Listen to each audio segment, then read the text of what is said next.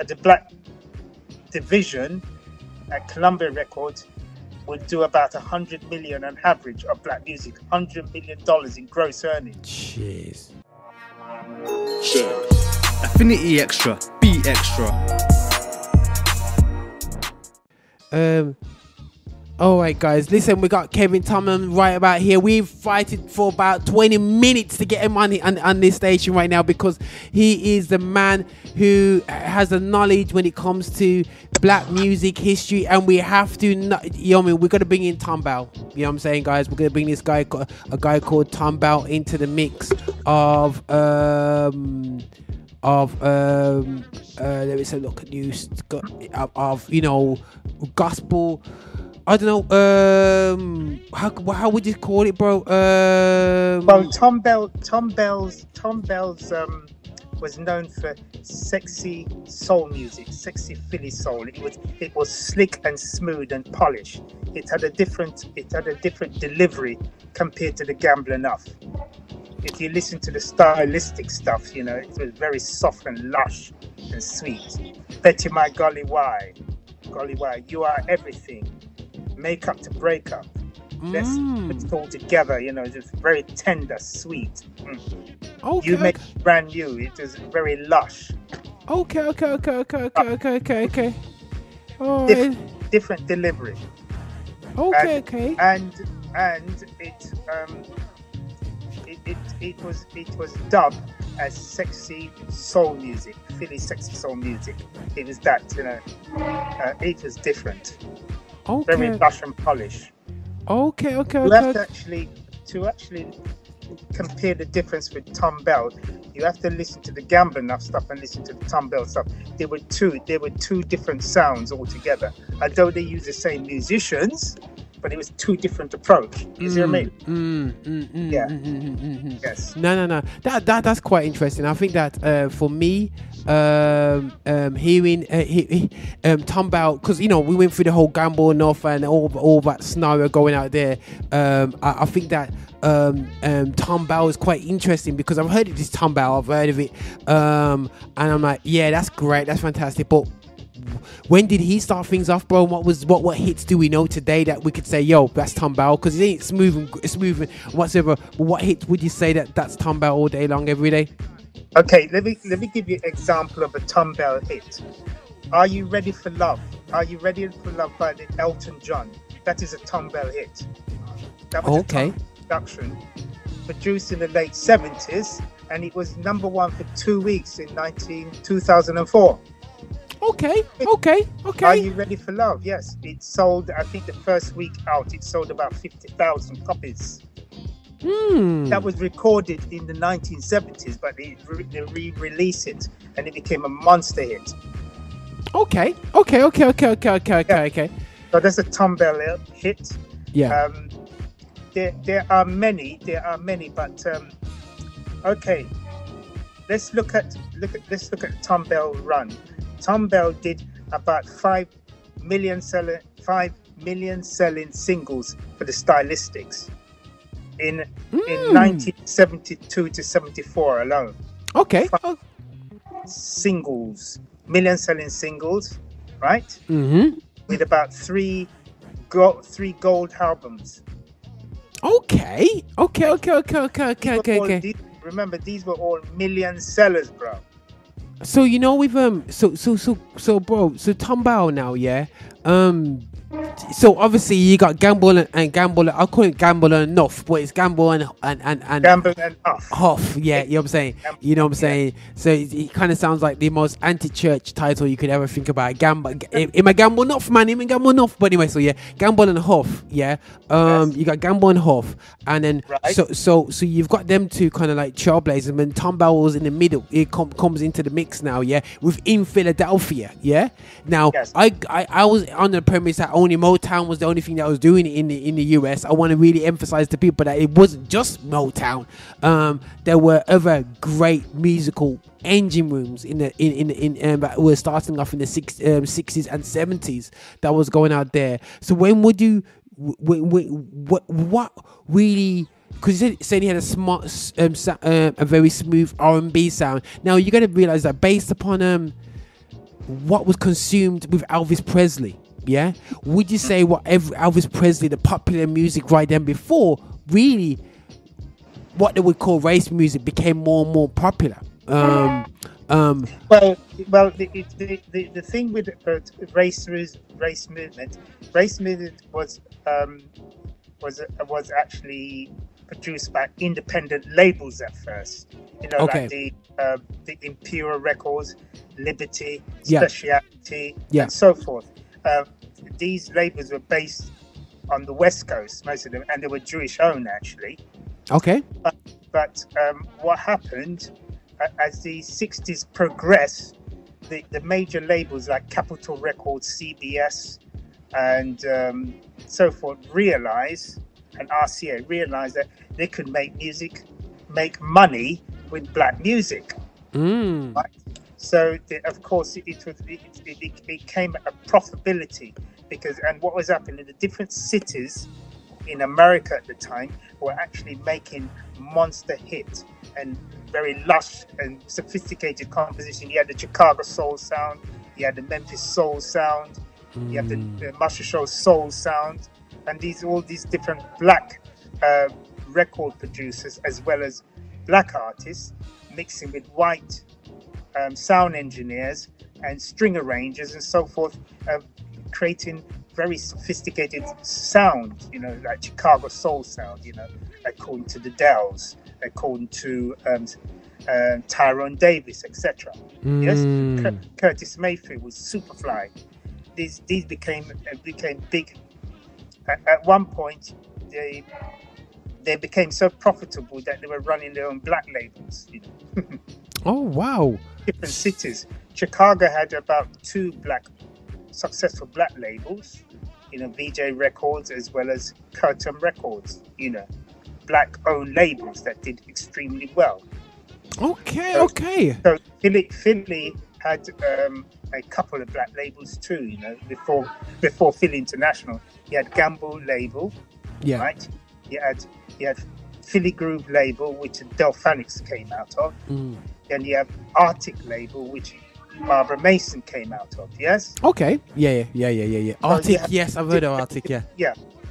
So you have these very different labels actually creating a wave, and then the major labels realized that they could make money from black label because a lot of white youngsters were buying black music. They love it. Right? So that's why you have the black record divisions at Columbia Records. The black division at Columbia Records would do about 100 million on average of black music, $100 million in gross earnings. Jeez.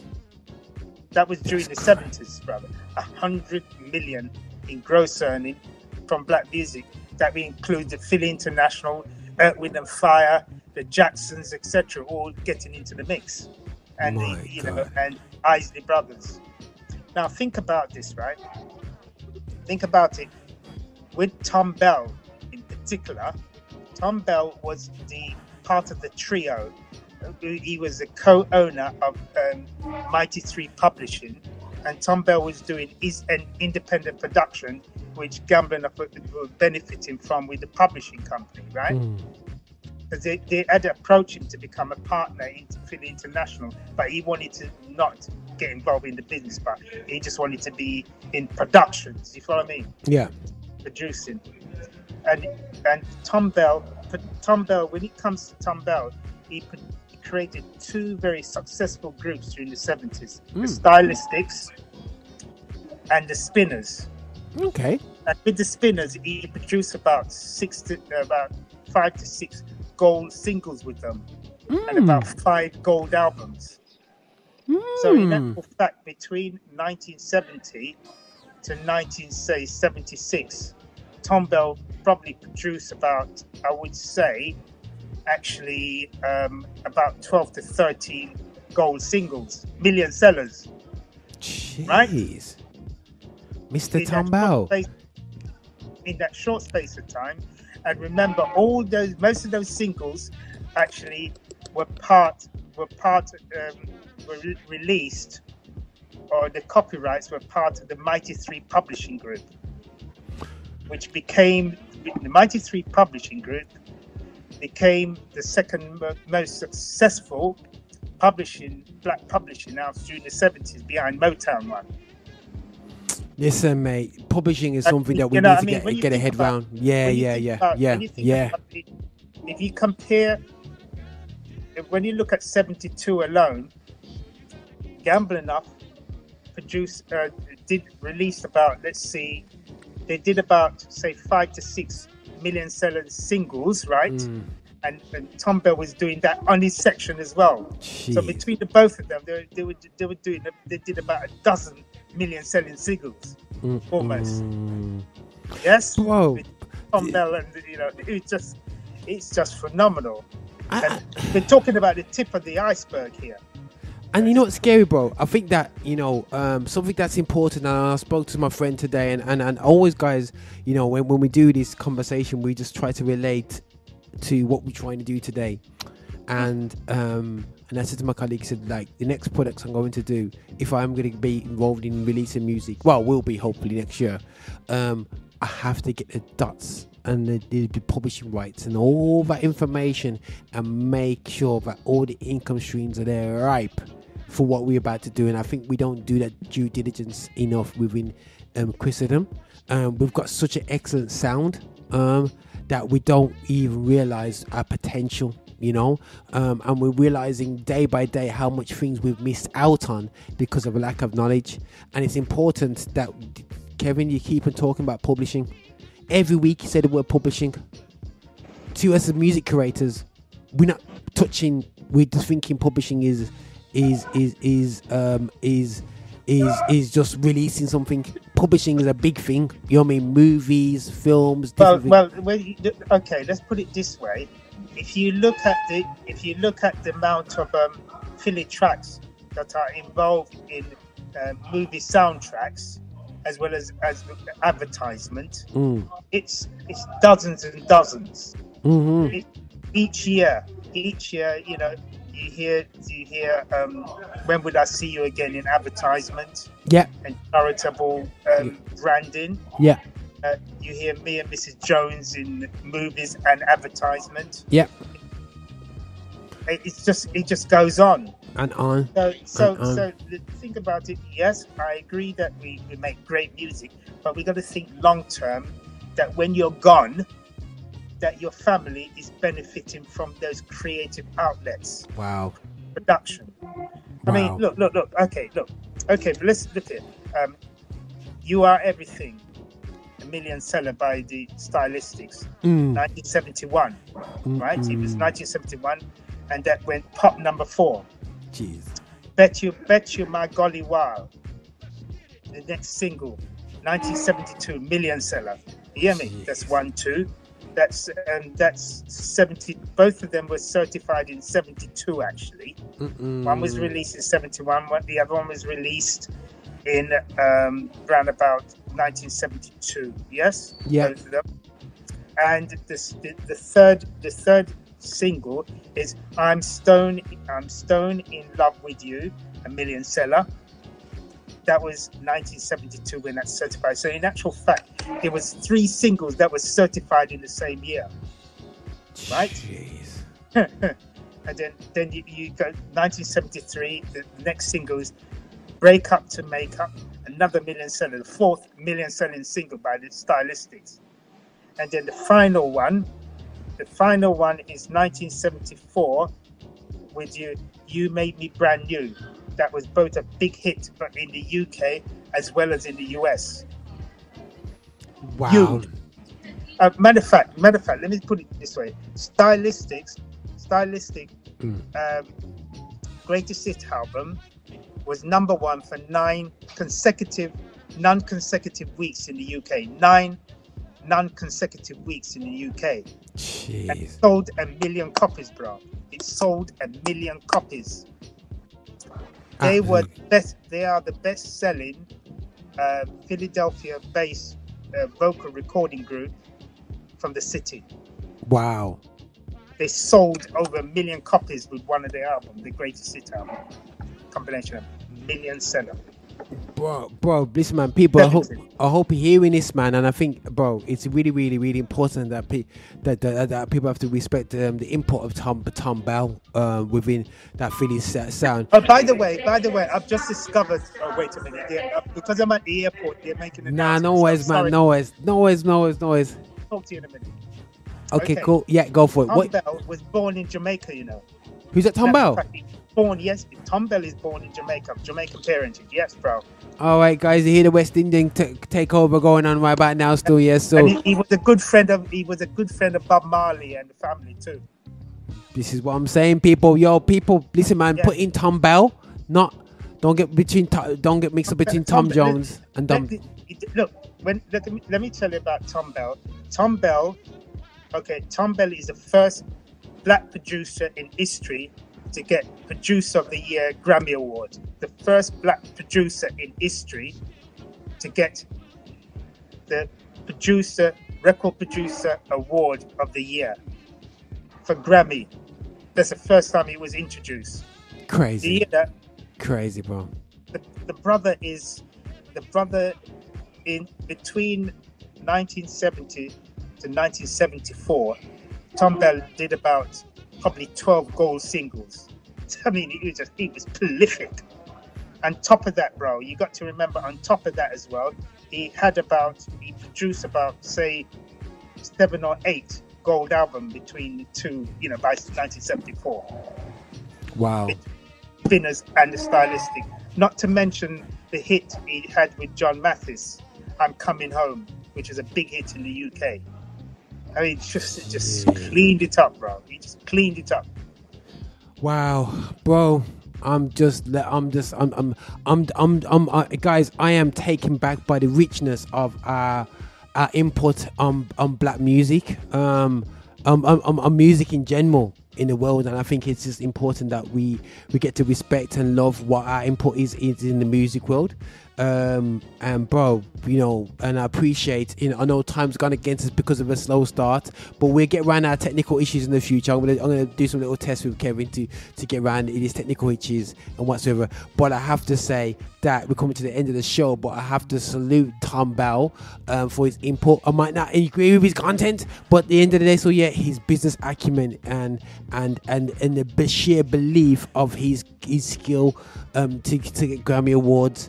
By the way, before you go, his writing partner, especially for the Stylistic, was a white Jewish lady by the name of Linda Creed, the late Linda Creed. Very brilliant lyricist. Okay. And this is what I'm saying, bro. Again, these guys, when we talk about black music, don't be offended. This is not about only black only. This is about, you know what I mean? It's just a beautiful thing that we just, you know what I mean? Well, you got to remember the sound engineers that recorded, the sound engineers that work on these tracks were white. Yep. And they love the music. And not only that, a lot of the musicians that work on the track, like Bobby Eli, right? Jack Faith, and so on, are white. Yeah. So it was a multiracial group. Crazy. And the common denominator was that they loved the music and they wanted to be the best, of top quality, a spirit of excellence. That's what the bottom line. And they wanted something to last forever, even when they're gone and their grandchildren say, yes, well done, granddad. Listen, right? That's crazy, bro. Legacy, bro. Legacy. Crazy. Legacy. And that's what we're here to do, bro. To step that legacy, bro. But listen, bro, I'm about to get kicked off my station, man. Listen, bro, thanks again for dropping in with that, Mo. We're gonna get around the technical issues next week. We're gonna do some pre-records anyway, still, yeah. But listen, we'll sort it out. We'll get on top of that, man. But listen, guys, enough love, Kevin. Thanks again, man. You know what I'm saying? We used the old FaceTime today, man. So hopefully this all works out on the recording afterwards on YouTube. Please help me, guys. But this is what you hear on Affinity Extra. We have to be extra. We have to celebrate black music here on the stage, on the YouTube. Make sure you like, subscribe. If you want to know more about black music, keep watching the channel and keep it Affinity Extra alongside the great historian of black music, which is Kevin Tomlin, bro. But indeed, welcome, brother. Take care. Take care, brother, man. Enough love. Bless, man.